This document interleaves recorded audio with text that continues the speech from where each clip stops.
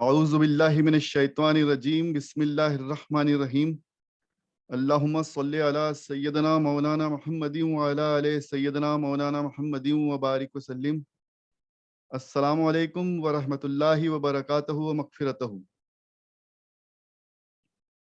اللہ تعالیٰ کا بڑا شکر و کرم اور احسان ہے کہ اللہ تعالیٰ نے ہمیں اپنے دین کو سیکھنے، سمجھنے اور اس پر عمل کرنے کی توفیق عطا فرمائی، اور ہماری دینی مجلس میں جس طرح سے ہمارا موضوع قرآن مجید کی سورہ مبارکہ یا صحیح حدیث بخاری شریف سے ہم حدیث پڑھتے ہیں، اس پر سمجھتے ہیں اسے اور سمجھ کر اس پر عمل کرنے کی کوشش کرتے ہیں، تو اسی سیریز میں ہمارا جو موضوع ہے سورہ طٰہٰ، جو پچھلی مجلس میں بھی ہم نے پڑھا تھا، اس کی کچھ سورہ مبارکہ کی کچھ آیت مبارکہ ہم نے پڑھی تھی، تو سورہ طٰہٰ کو ہم آج پھر اس مجلس میں کنٹینیو کریں گے۔ سورہ طٰہٰ میں اللہ تعالیٰ نے موسیٰ علیہ السلام اور فرعون کا قصہ بڑے طویل اور خلاصہ طریقے سے کیا ہے، اور اللہ تعالیٰ نے کئی مرتبہ موسیٰ علیہ السلام کا قصہ الگ الگ سورہ مبارکہ میں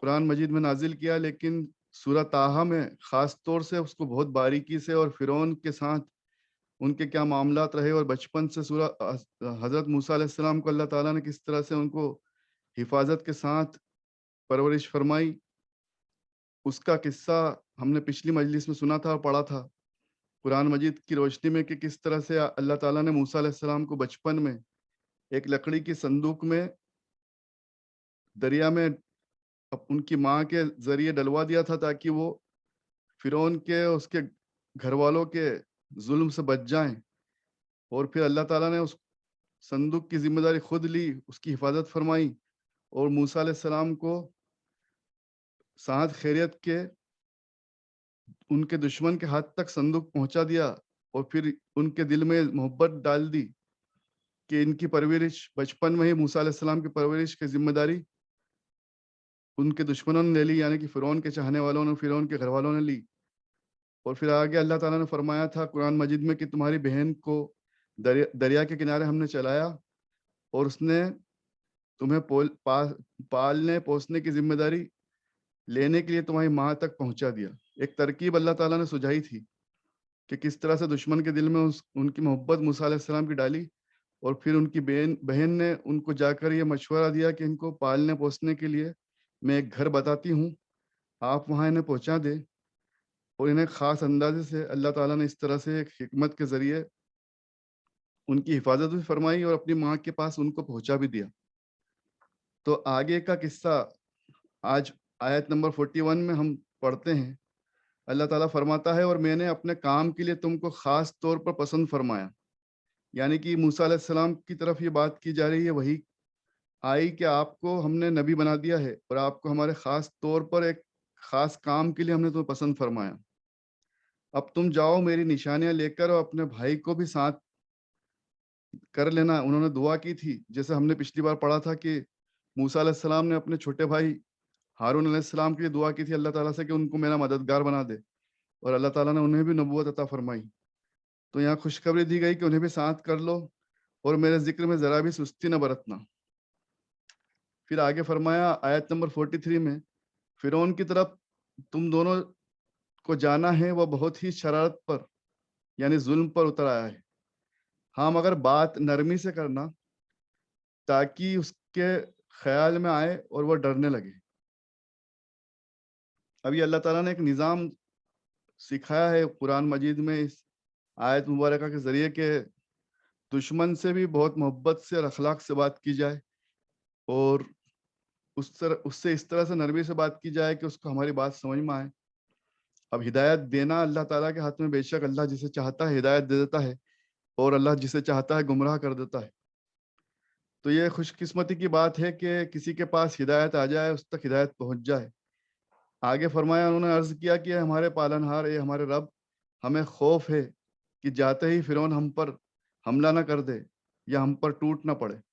فرعون بہت زیادہ طاقتور تھا، اور اس کے پاس بہت فوج، بہت ساری طاقتیں، تمام اسباب اس کے پاس تھے، تو اللہ تعالیٰ سے دعا کر رہے ہیں یہاں پر موسیٰ علیہ السلام. رب نے فرمایا خوف نہ کرو، میں تمہارے ساتھ ہوں، خوب سننے والا اور خوب دیکھنے والا. سبحان اللہ. اللہ تعالیٰ نے فرمایا کہ تم دونوں اس کے پاس پہنچو اور کہو ہم کو تیرے رب کی طرف سے بھیجا گیا ہے کہ بنی اسرائیل کو ہمارے ساتھ جانے کی اجازت دے اور ان کو تکلیف نہ پہنچائیں. ہم تیرے رب کی نشانی لے کر تیرے پاس پہنچے ہیں. سلامتی ہے ایسے شخص پر جو سیدھی راہ پر چل پڑے. سبحان اللہ. اللہ تعالیٰ نے یہاں طریقہ بھی بتا دیا کہ تم دونوں جاؤ اور تمہاری امت بنی اسرائیل کو اور اس کو فرعون سے جا کے ملو اور اپنی نشانیاں اپنی امت کو اور فرعون کو بتاؤ. اور ہمیشہ کے لیے اللہ تعالیٰ کا نظام بنا دیا کہ سلامتی ہے، یعنی کہ اللہ تعالیٰ کا اس پر سلام ہے، اس کے لیے خوشخبری ہے ایسے شخص پر جو سیدھے راستے پر مطلب نیک راستے پر چلے. پھر آگے فرمایا آیت نمبر 50 میں موسیٰ نے فرمایا کہ ہمارا رب وہ ہے جس نے ہر مخلوق کی ضرورت کے لحاظ سے اس کی بناوٹ کا سانچہ خاص کر دیا، پھر رہنمائی عطا فرما دی. یعنی کہ اللہ تعالیٰ نے ہر ایک کو خلق کیا، پیدا فرمایا. فرعون بولا اگلے زمانے میں لوگوں کا کیا حال بنا؟ موسیٰ نے جواب دیا کہ ان کے بارے میں معلومات میرے رب کے پاس دفتر میں یعنی کہ لوح محفوظ میں محفوظ ہے. میرے رب سے کوئی بھول چوک نہیں ہو سکتی. اب فرعون کی یہ عادت تھی کہ وہ سوال جواب کرتا تھا، اور یہ امت مسلمہ میں ہمیشہ ہر نبی کے ساتھ ہوا ہے. حضور اکرم صلی اللہ علیہ وسلم سے بھی صحابہ جو ایمان لائے وہ اور جو مشرکین تھے، منافقین تھے، سب سوال کیا کرتے تھے. اللہ تعالیٰ کے نبیوں سے سوال کیا جاتا رہا اور وہ ان کا مکمل جواب دیتے رہے. تو اللہ تعالیٰ کی طرف نسبت کر کے موسیٰ علیہ السلام نے فرمایا کہ میرے رب کے پاس تیرے ہر سوال کا جواب ہے اور وہ ہر طرح کا علم رکھتا ہے. میرے رب کی یہ شان ہے کہ تمہارے لیے زمین کو اس نے بچھونا بنا دیا اور زمین میں تمہاری ضرورت کے لیے راستے بنائے اور آسمان سے پانی اتارا. بس پھر وہ ہم اس زمین سے اگلنے والی یعنی کہ جو زمین اگلتی ہے جو اس میں جو اگتا ہے وہ ہر طرح کی چیز پیدا کر لیتے ہیں. اب یہ نشانیاں بتائی جا رہی ہیں فرعون کو کہ اللہ تعالیٰ نے یہ تمام نشانیاں تم لوگوں کے لیے رکھی ہے. اللہ تعالیٰ ہر چیز کو پیدا کرتا ہے، ہر چیز پر قدرت رکھتا ہے. آیت نمبر 56 میں فرمایا ہم نے فرعون کو طرح طرح کی اپنی نشانیاں دکھا دی، پھر بھی اس نے جھٹلایا اور نہیں مانا. استغفر اللہ. فرعون بڑبڑانے لگا کہ اے موسیٰ علیہ السلام، کیا تم ہمارے پاس اس لیے آئے ہو کہ ہمارے ملک سے ہمیں جادو کے زور سے نکال باہر کرو؟ اب اس وقت میں جب موسیٰ علیہ السلام کا دور تھا، اس وقت سب سے زیادہ جادو کا بول بالا تھا اور بہت بڑے لیول پر، بڑے پیمانے پر جادو ہوا کرتا تھا اور بہت بڑے بڑے جادوگر موجود تھے. تو موسیٰ علیہ السلام کو بھی انہوں نے جادوگر سمجھا، فرعون اور فرعون کے چاہنے والوں نے، اور انہوں نے بولا کہ تم ہمیں جادو کے ذریعے یہاں سے نکالنا چاہتے ہو، پھر بھی ہم تیرے مقابلے میں ایسا ہی جادو لا سکتے ہیں. ہمارے اور تیرے درمیان مقرر دن کا ابھی سے وعدہ کر لے، ہم بھی اس کے خلاف نہ کریں گے، تم بھی اس کے خلاف نہ کرنا، اور کھلے میدان میں مقابلے پر ہم تم آمنے سامنے آ جائیں گے. اب موسیٰ علیہ السلام کو ایک چیلنج کیا گیا جادوگروں کے ذریعے فرعون کی طرف سے. موسیٰ نے فرعون کے چیلنج کو قبول کر لیا کہ منظور ہے، آج ہی سے طے ہو جائے کہ جشن کے دن جب میلہ لگتا ہے تب کھلے میدان میں دن چڑھے جنتا کو جمع کر لیا جائے. موسیٰ علیہ السلام نے جس دن بھیڑ بھڑکا ہوتا تھا، وہاں جشن ہوتا تھا، جس دن بھیڑ ہوتی تھی لوگ آتے تھے، تو ایک میدان میں وہ دن مقرر کر دیا موسیٰ علیہ السلام نے. فرعون الٹے پاؤں واپس ہو کر تدبیر کرنے میں جٹ گیا اور مقابلے پر آ گیا. فرعون بھی تیاری میں لگ گیا. آیت نمبر 61 میں اللہ تعالیٰ نے فرمایا کہ مقابلے میں جھوٹ کو پیش نہ کرو ورنہ برباد ہو جاؤ گے اور عذاب میں اللہ تم کو فنا کر ڈالے گا. اور یاد رکھو کہ جو بھی بناوٹی بات چلائے گا نامراد ہوگا. مطلب کوئی بھی انسان جھوٹ کا سہارا نہ لے. حضرت موسیٰ کی اس نصیحت سے مجمع کے لوگ آپس میں الجھ پڑے کہ اب ان کا کام کس طرح بنے، اور چھپ چھپ کر کانافوسی کرنے لگے. یعنی کہ زیادہ تر لوگ تو جھوٹ کا سہارا لینے والے ہوتے ہیں. جب انہوں نے کہہ دیا کہ کوئی جھوٹ کا سہارا نہ لے، کوئی جھوٹ نہیں بولے گا، اور جو بھی ہوگا وہ سب سامنے ہوگا، اور کوئی بناوٹی بات نہیں کرے گا، پھر ذمہ دار لوگوں نے مجمع کو سنبھالا اور اعلان کرایا کہ یہ دونوں کے دونوں جادوگر ہیں، یعنی کہ دونوں بھائی موسیٰ علیہ السلام اور ہارون علیہ السلام.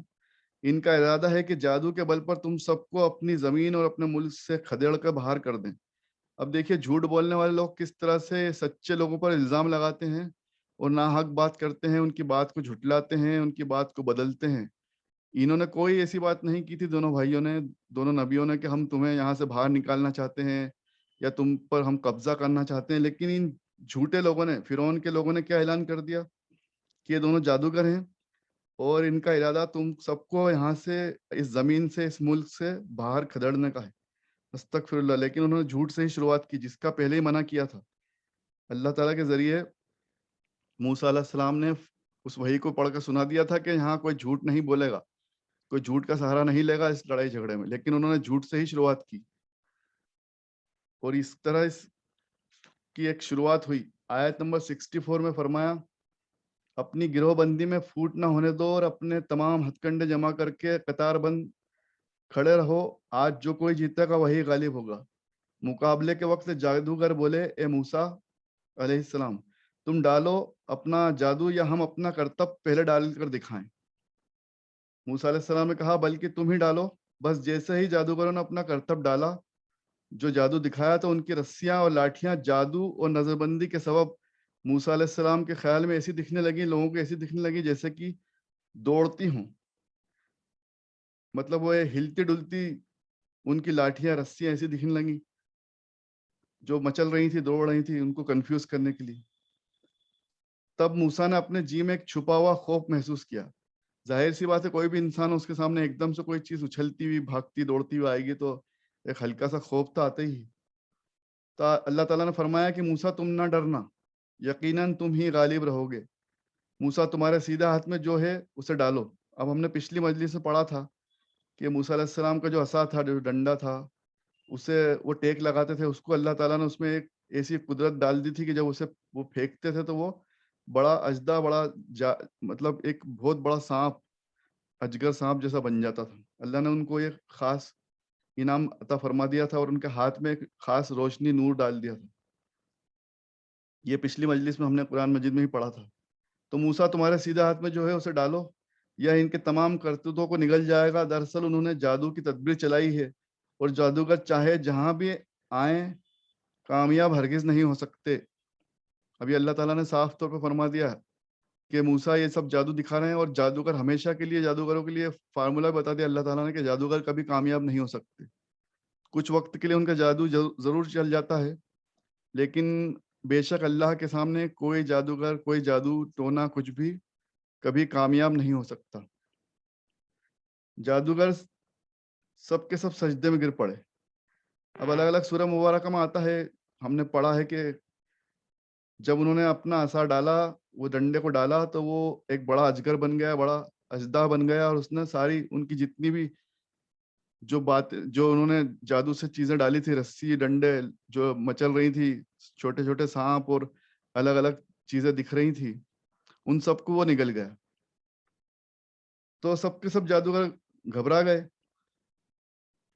اور آیت نمبر 70 میں آیا کہ جادوگر سب کے سب سجدے میں گر پڑے اور پکار کا اعلان کر دیا کہ ہم ایمان لائے ہارون اور موسیٰ کے رب پر۔ سبحان اللہ۔ اب سارے جادوگروں نے سمجھ لیا کہ ہمارا جادو فیل ہو گیا ہے، اور یہ ہارون اور موسیٰ کا جو رب ہے علیہ السلام، ان کے رب پر ہی ہمیں ایمان لانا ہے، یہی حق ہے۔ تو فرعون دہاڑ کر چیخا، وہ ناراض ہو گیا، کیا تم میری اجازت کے پہلے ایمان میں آ گئے؟ یعنی کہ تم نے مجھ سے پوچھا بھی نہیں۔ بس اب معلوم ہوا کہ بے شک موسیٰ علیہ السلام ہی تمہارا بڑا استاد ہے، جس نے تم کو جادو سکھایا ہے۔ اب فرعون نے اس کو ابھی بھی جادو سمجھ رہا ہے وہ، اور لوگوں کے سامنے یہ بول رہا ہے، جان بوجھ کر ایسا بولا اس نے کہ تم سب جادوگر ہو، اس کے شاگرد ہو، اور یہ تمہارا سب سے بڑا جادوگر استاد ہے موسیٰ علیہ السلام، جس نے تم کو جادو سکھایا ہے۔ اب تو میں تمہارا ایک طرف کا ہاتھ اور دوسری طرف کا پاؤں کاٹ کر رکھ دوں گا، پھر پھانسی دے کر کھجور کی ڈالیوں پر لٹکا دوں گا، اور تم کو پتہ چل جائے کہ ہم میں سے کس کی سزا بہت سخت ہے اور کس کی دی ہوئی تکلیف زیادہ دیر تک باقی رہے گی۔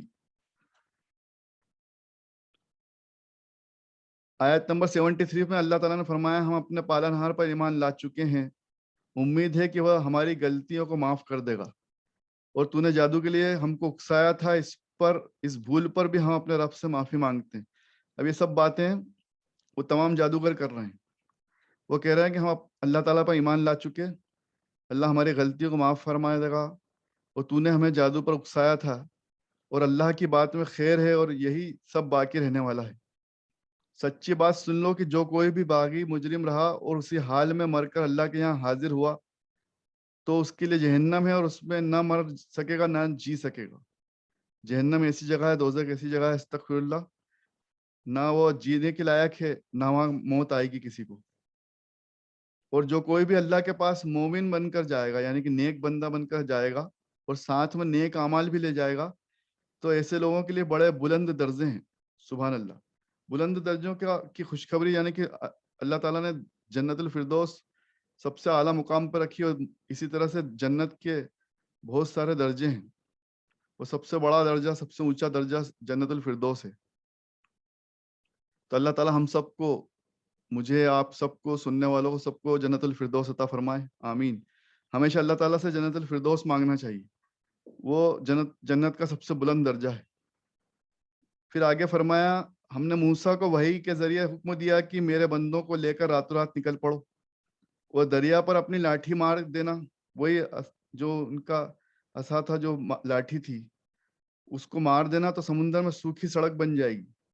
سبحان اللہ. اللہ تعالیٰ نے دیکھیے کتنے کرامات سے ان کو نوازا تھا, کتنے سارے معجزات تھے ان کے پاس, موسیٰ علیہ السلام کے پاس. اس لاٹھی کے ذریعے انہوں نے سمندر میں رستہ بنا لیا. ان کے چاہنے والوں کو لے کے چلے وہ, اور سمندر میں, دریائے نیل میں انہوں نے جب اس لاٹھی کو مارا تو وہ راستہ بن گیا, اور وہ اس راستے کے ذریعے اپنے چاہنے والوں کو, یعنی کہ اپنے امتیوں کو لے کر چلے. تو آیت نمبر 77 میں اللہ تعالیٰ نے کیا فرمایا کہ ہم نے موسیٰ کو وحی کے ذریعے حکم دیا کہ میرے بندوں کو لے کر راتوں رات نکل پڑو اور دریا پر اپنی لاٹھی مار دینا, تو اس دریا میں, سمندر میں سوکھی سڑک بن جائے گی, راستہ بن جائے گا تمہارے لیے, اور دریا پار ہوتے وقت تم کو پکڑے جانے کا کوئی اندیشہ نہ رہے گا, اور کسی قسم کا ڈر بھی معلوم نہ ہوگا. ابھی اللہ تعالیٰ نے خوشخبری دے دی کہ تم اس لاٹھی سے دریا میں, جب دریا نیل میں جب اس کو مارو گے, راستہ بن جائے گا, اور تمہارے راستہ ایک سڑک کی جیسا بن جائے گا, اور تمہیں کوئی نہ پکڑ سکے گا اور نہ تمہیں کوئی ڈرنا ہے. تب فرعون بھی اپنا لشکر لے کر ان کے پیچھے دوڑتا ہوا دریا کے سوکھے راستے میں گھس گیا. اب فرعون کے چاہنے والوں نے اسے خبر دے دی کہ یہ لوگ جا رہے ہیں, نکل رہے ہیں, اور فرعون کی فوج اور فرعون پہنچ گئے ان کے پیچھے پیچھے, اور انہوں نے دیکھا کہ دریا میں راستہ بن گیا ہے, سمندر میں راستہ بن گیا ہے. تو انہوں نے سوچا ہم بھی اس پہ چلے جاتے ہیں, اس راستے پر. تو وہ لوگ بھی اس میں چلے گئے, اور دریا کے ریلے نے چاروں طرف سے فرعونی لشکر کو اپنے گھیرے میں لے لیا. ابھی اللہ تعالیٰ کی مرضی تھی, اللہ کا نظام تھا, اللہ کی کرامات تھی, اللہ کی قدرت تھی کہ موسیٰ علیہ السلام, ہارون علیہ السلام, ان کے چاہنے والے تو اس راستے سے, دریا سے نکل گئے, لیکن فرعون اور فرعون کے چاہنے والوں کو سمندر کی لہروں نے گھیر لیا. آیت نمبر 79 میں آیا کہ فرعون نے اپنی قوم کو بہکا دیا تھا اور خود بھی ہدایت کے راستے کو قبول نہ کر سکا. استغفر اللہ. پھر آیت نمبر 80 میں اللہ تعالیٰ نے فرمایا, اے بنی اسرائیل, اس گھٹنا کو, اس انسیڈنس کو یاد کرو جب ہم نے تم کو تمہارے دشمن سے نجات دی, اور طور پہاڑ کی داہنی طرف کا وعدہ دے کر تم کو طلب کیا, اور تم پر من و سلوہ بھی اتارا. حضرت موسیٰ علیہ السلام کی امت کو بنی اسرائیل کہا جاتا ہے. تو بنی اسرائیل میں اللہ تعالیٰ نے موسیٰ علیہ السلام کے ذریعے بہت سارے انعامات عطا فرمائے, جیسے کہ موسیٰ علیہ السلام کی لاٹھی, موسیٰ علیہ السلام کے ہاتھ سے نور کا اور چمکدار لائٹ کا نکلنا, اور خاص طور سے ایک مرتبہ کچھ وقت کے لیے اللہ تعالیٰ نے ان کے لیے آسمان سے, مطلب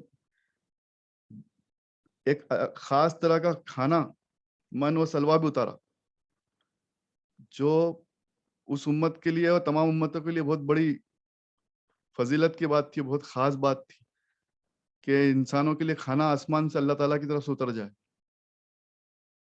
تو اللہ تعالیٰ نے یاد دلایا کہ ہم نے تم پر وہ بھی احسان کیا ہے, جب تم نے طلب کیا تھا, جب تم نے مانگا تھا, تو ہم نے تمہیں من و سلوہ بھی کھلایا. ایک طرح خاص طرح کا حلوہ تھا, بہت ٹیسٹی, بہت شاندار خون اترتے تھے, من و سلوہ. ہم نے جو پاکیزہ رزق تم کو عطا فرمایا اسے کھاؤ اور شرارت نہ کرنا، ورنہ میرا غضب تم پر ٹوٹ پڑے گا، اور جس کسی پر میرا غضب ٹوٹ پڑا تو بس وہ بلندی سے سیدھے نیچے ہی اتر جاتا ہے۔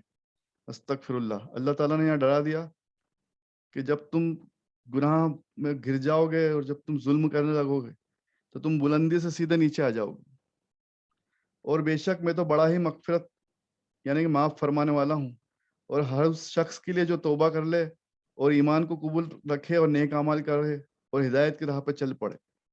سبحان اللہ۔ یعنی کہ اللہ تعالیٰ نے یہ خوشخبری بھی دے دی کہ جو لوگ ہدایت قبول کر لیں گے ان کے لیے خوشخبری ہے، جو نیک اعمال کریں گے، ایمان لائیں گے، نیک اعمال کریں گے، ان لوگوں کے لیے خوشخبری ہے۔ آیت نمبر 109 میں ایک خاص بات اللہ تعالیٰ نے فرمائی ہے، بروز قیامت آخرت میں کیا ہوگا۔ اس کے پہلے 108 میں ہم دیکھ لیں کہ اس دن پکارنے والے کے حکم پر پوری اطاعت کے ساتھ سب لوگ دوڑتے چلے آ رہے ہوں گے۔